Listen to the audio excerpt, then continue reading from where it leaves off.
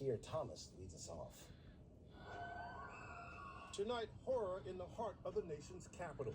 A gunman opening fire on two armed members of the National Guard, just 2 blocks from the White House, in what officials say was a targeted attack.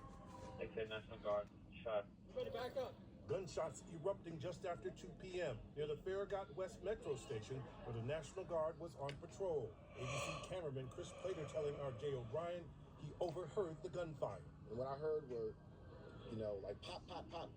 It could have been a steel plate or something, but then boom, boom, boom. And you started hearing these big guns. It appears to be a lone gunman that raised a firearm and ambushed these members of the National Guard. Let's start moving! First responders seen racing to the scene, performing CPR, desperately trying to save those wounded Guard members. Right there on the sidewalk, shattered glass everywhere. Both victims, a man and a woman, members of West Virginia's National Guard. Tonight in critical condition after being rushed to local hospitals. One National Guard was lying on his side. Then I looked at the other National Guard member that was down, and I saw compression was going on.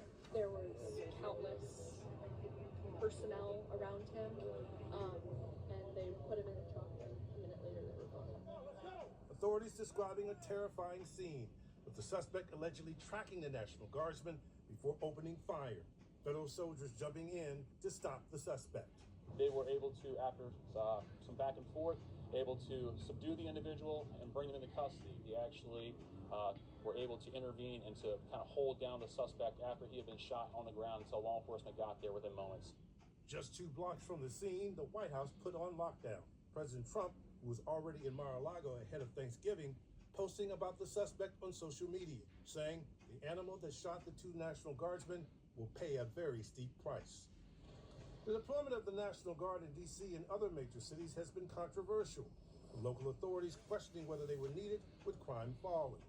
In Washington, the National Guard has patrolled in low-crime, high-tourist locations like the National Mall and has been generally well received, by and large not involved in any controversy.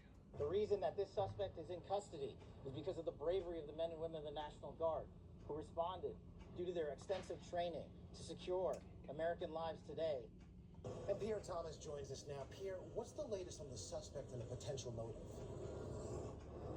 Well, sources tell us police believe they've identified a suspect. Tonight, there's an intensive investigation digging into the man's background to determine a motive. I'm told everything is on the table as authorities look for any ties to international or domestic terrorism. They very much want to know why these guardsmen were targeted. All right, Pierre Thomas, thank you.